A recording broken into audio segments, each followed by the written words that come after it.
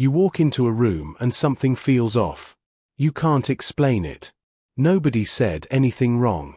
Nobody acted out of line. But somewhere in the back of your mind, a quiet alarm is already going off. And 3 weeks later, you find out you were right.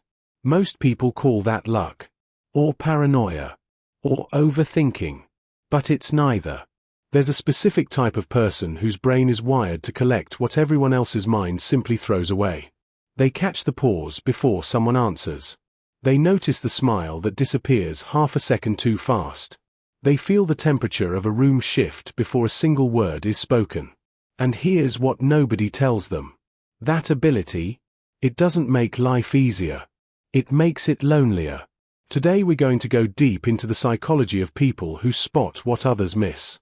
We'll look at why their brain works differently, the invisible traps it pulls them into, and, most importantly, how they can stop their greatest strength from quietly destroying them from the inside. Stay with me until the end, because the last section is the part most people never figure out on their own. Let's get into it. Let's start with the science, because this isn't about being special or gifted in some mystical way.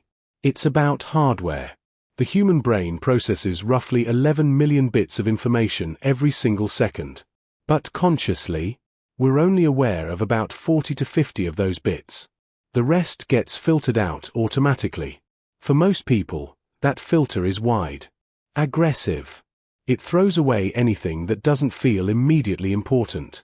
But for some people, that filter is different. It's tighter. More selective in what it discards. Their brain holds onto things, microsignals, subtle inconsistencies, emotional frequencies that most people never even register. Psychologists call this heightened perceptual sensitivity. And it shows up in very specific ways. They notice the colleague who laughs loudest at the boss's joke but has dead eyes while doing it. They notice the friend who says "I'm fine" while their shoulders are caved inward and their jaw is slightly tight. They notice the moment a conversation shifts, when someone stops being present and starts performing. It's not intuition in the magical sense. It's pattern recognition running at full speed, below the level of conscious thought. Their nervous system is essentially doing behavioral analysis every moment they're around other people. And that sounds impressive. Until you realize, the machine never turns off. Here's where it gets complicated. Because this ability doesn't come free. It comes packaged with 3 psychological traps that slowly grind these people down, often without them ever realizing what's happening. Trap 1. The burden of being right. Imagine you're sitting at Thanksgiving dinner. The whole family is laughing, passing the mashed potatoes, telling old stories. And you're sitting there, completely aware that your uncle's cheerfulness is a performance to hide the fact that he's in financial trouble. That your cousin's perfect relationship is cracking at the seams. That the tension between your mom and your aunt is about to boil over before dessert. Nobody else sees it. Or maybe they do, but they've chosen not to look.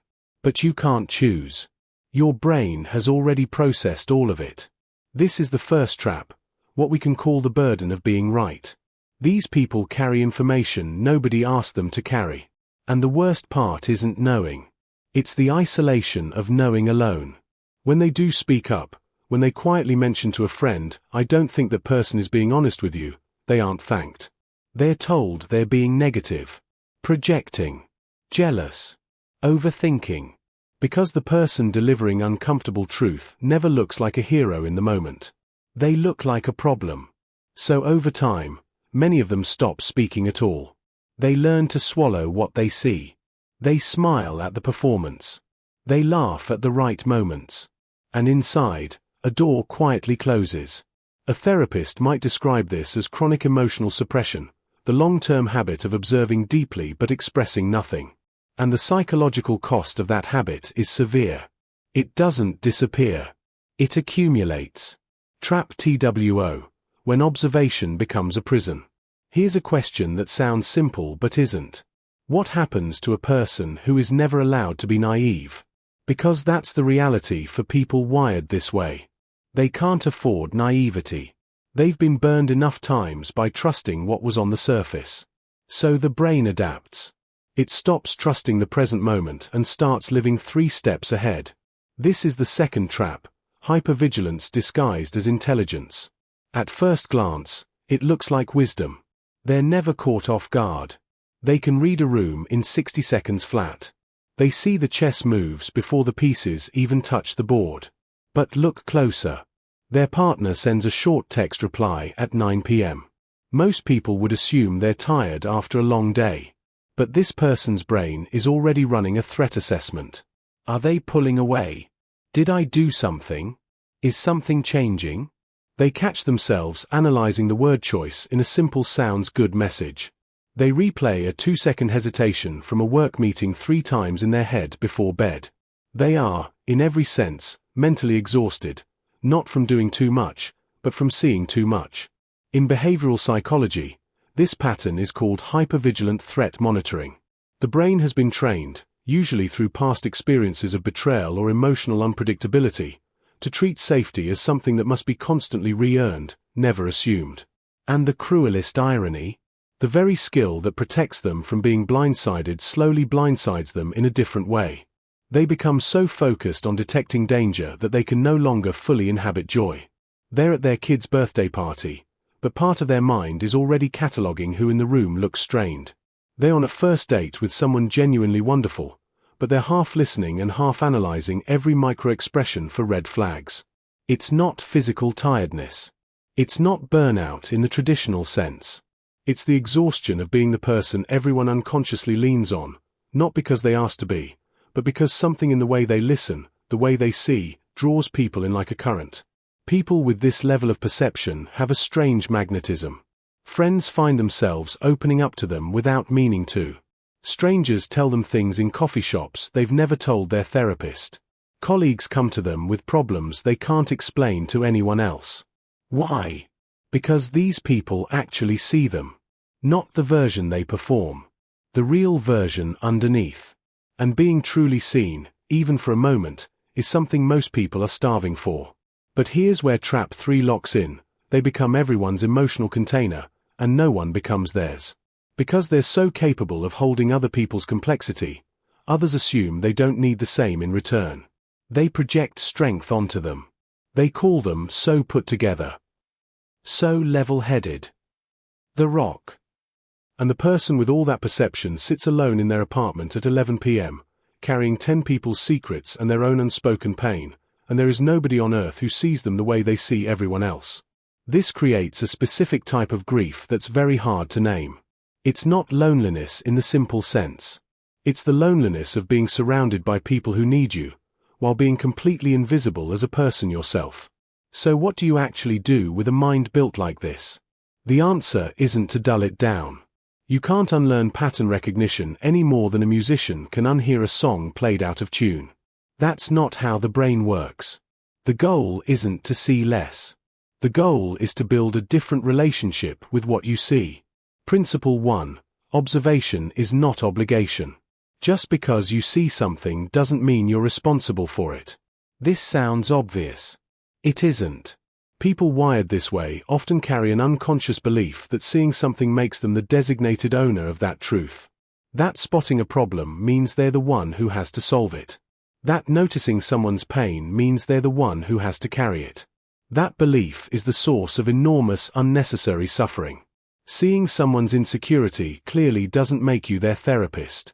Recognizing that a colleague is being manipulative doesn't make you the justice system. Understanding that your friend is in a relationship that won't last doesn't hand you the responsibility of ending it for them. The practical shift here is learning to observe and then consciously set it down. To treat information as information, not as a to-do list.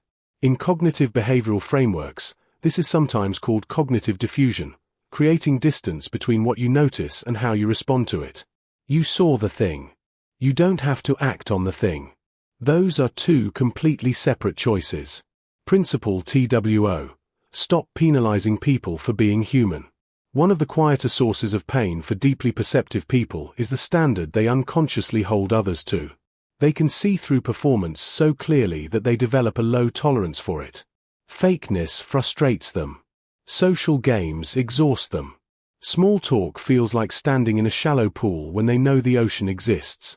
But here's the reframe that changes everything. Most people aren't being fake to deceive you. They're being fake to survive. The coworker who laughs too loud isn't manipulating the room. They're terrified of not being liked. The friend who posts perfect pictures online isn't lying. They're trying to outrun their own sense of inadequacy. When you see someone's mask, you're not seeing their dishonesty. You're seeing their wound. And that's actually the most human thing in the world. The moment you stop expecting everyone to operate at the level of radical transparency and start seeing their performance as communication, a different kind of communication, the frustration begins to dissolve. You can hold compassion for the mask without pretending you don't see through it. This is the one most people with this wiring resist the most. Their hypervigilance feels like protection. And in some ways, it is. It has kept them safe. It has warned them before things went wrong. It has given them an edge. But protection that never deactivates eventually damages the very thing it's protecting. The nervous system is not designed for permanent high alert. When it stays in that state too long, it stops being able to distinguish between an actual threat and a tired Tuesday evening.